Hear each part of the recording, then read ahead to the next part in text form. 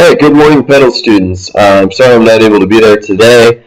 My one-year-old's got a very high fever, and so I got to keep an eye on her. But I've picked for you a topic that we need to discuss before we get to the benchmark, and it's something that's really not very hard. So I figured I'd just go ahead and we knock it out on a day where I'm not here. It's an IXL skill. It's Algebra 2 E.15, solve a nonlinear system of equations.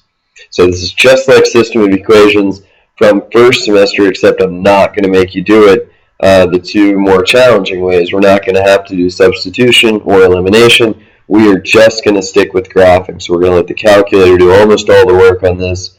You just need to know how to type it in and go find those answers. And I'm going to show you exactly how to do it in this video.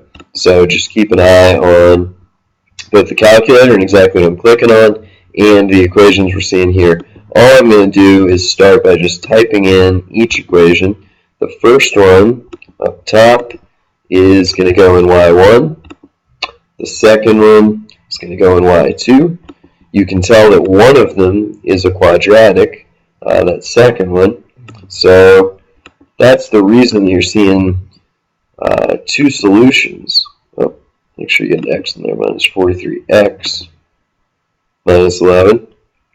So of course when two straight lines graph like they did in Algebra 1, they only cross once. But when you get a quadratic, you can have potentially more than one solution. So you'll see these graphing. I'm on a weird zoom here. It's not looking very clear. So it's a little hard for me to see what's going on. Let's try zoom 6, see if that's helpful. But you notice some big numbers in this one, so it remains to be seen whether this zoom will work well for us. Tell you what might be the easiest, just to go to the table. So this is an option, if you think you know whether things are going to be equal, is just to go through your x values until you find one that looks like a match, and I see one at -4, 209. So you can see -4 gives me the same result for y1 and y2, which is what I'm looking for.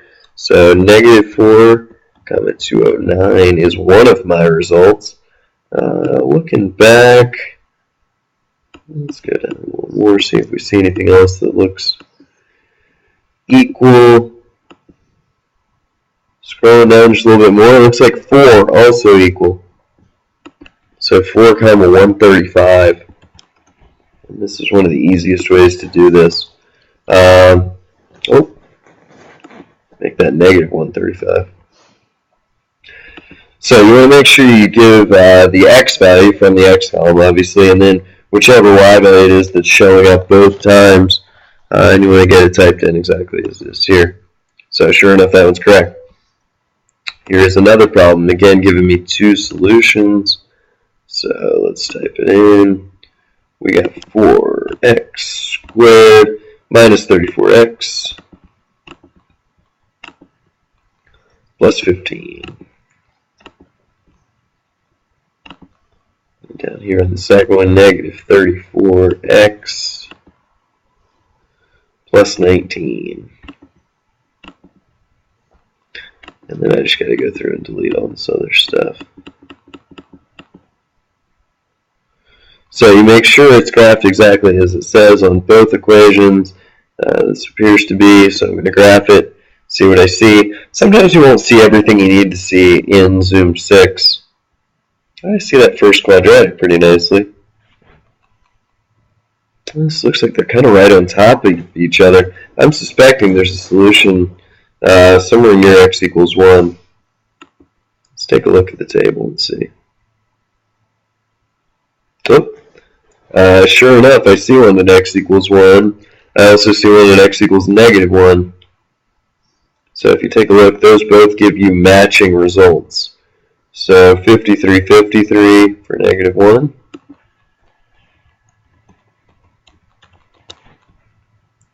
And going back over here, we've got -15, -15 for 1.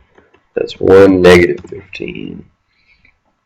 And before I go ahead and submit this one, I want to show you real quick how you look at this on the Desmos graphing calculator in case anybody's without their TI-84. So we had 4x squared minus 34x plus 15.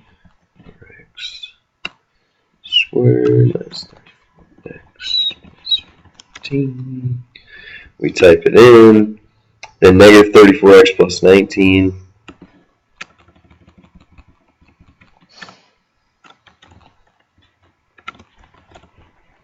So when you see these graphed, they're really close together over here.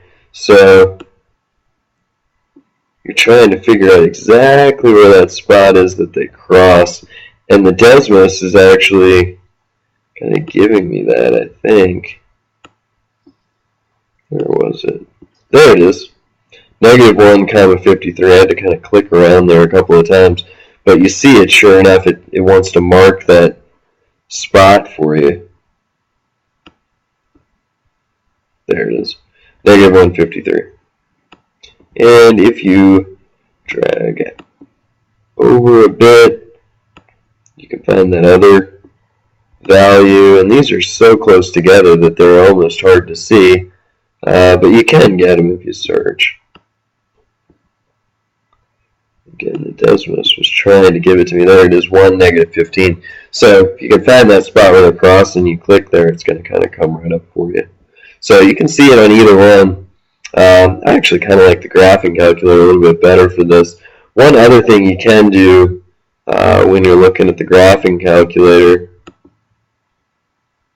is to do the second calc feature. Look for an intersect, enter. And there's that 1, negative 15. You'd have to move the cursor up a bit before it would spot the negative 1. Alright, we'll do one more like this. In this case, the y is not alone on the top, but we just finished doing radicals, so I think you guys can probably handle what's going to happen here. I got x squared plus y squared equals 450, and I'll show you real quick how that's going to look. You've just got, so x squared plus y squared. This would be faster if I typed it in, I think. Let's try text. So x squared plus y squared equals 450. So I had a couple of little exponents there. The two kind of need to be written in. All I'm going to do here is subtract the x squared from both sides. So y squared ends up equaling, I'll delete that for a second.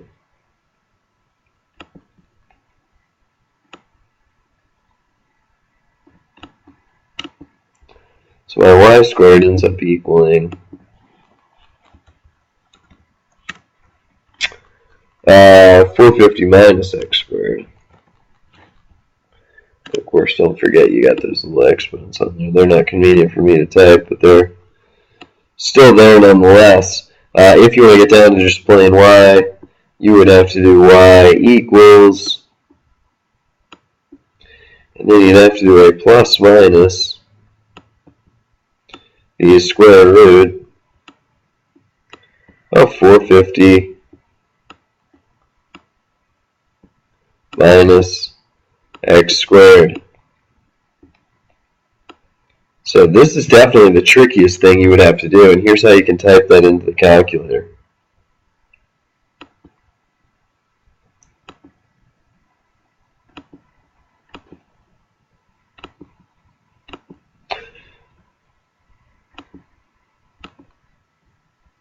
You're just going to do second square root 450 minus x squared. And then you do the negative version. Because it was a plus minus, you can just type both of them in.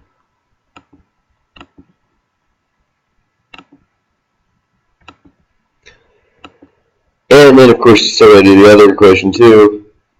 So that's negative 3x minus 30.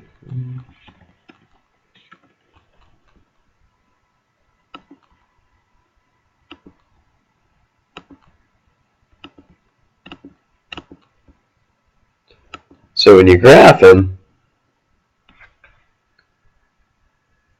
hopefully we're going to see something on Zoom 6. A little something.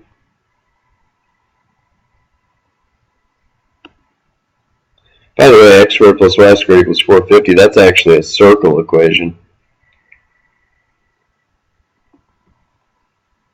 Let's try zooming out a bit.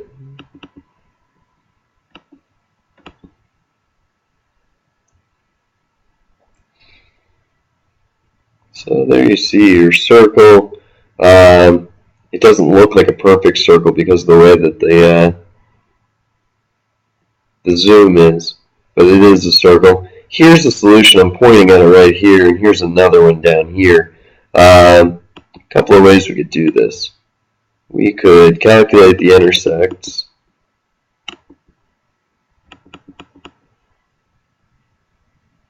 Get that cursor over there on it. And then we don't really actually want it on that second one. What we want to do is see the third one.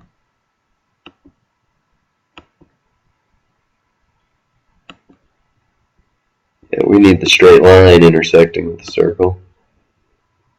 So there we have it, negative 15, 15.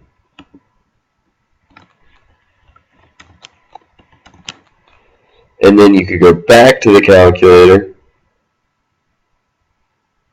Second calc another intersection and do it with the bottom portion of the circle. This is a little bit inconvenient. You click down to get from one to the other.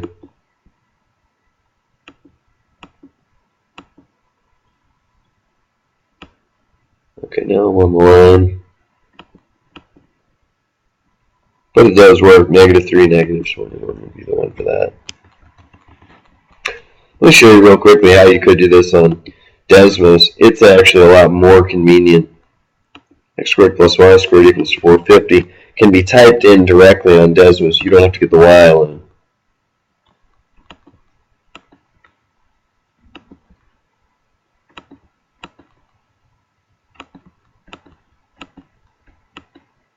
So there's x squared plus y squared equals 450 on Desmos, and negative 3x minus 30.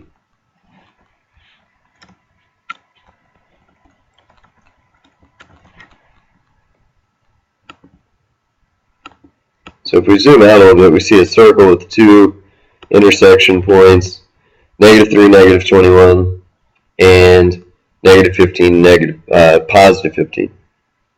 Okay, so clearly the Desmos is the way to go if you have a circle graph. If you have two different squared terms, if your y is not alone, just do it on Desmos. It's going to be a lot easier. So you know how to do it with the calculator if you need to, but I would do it on Desmos. You've got a Chromebook, so do that. If you get one where the y is not alone, it'll be the easier way to do it. Alright, hopefully that was helpful. You guys are just going to march through this thing and get the best score you can. You notice I'm already up to 66 after 6 questions, so it doesn't necessarily have to be all that tough, but keep in mind you can get some like this one where you've actually got quite a few intersections. I would strongly recommend using the Desmos if you get one, especially as big and complicated as this. And if you need to simplify a fraction, and Desmos doesn't give it to you in fraction form, if it gives it to you in decimal form, you can always use your calculator's math enter feature to get those fractions simplified. Alright, hope that was helpful, and I will hopefully see you guys again on Monday.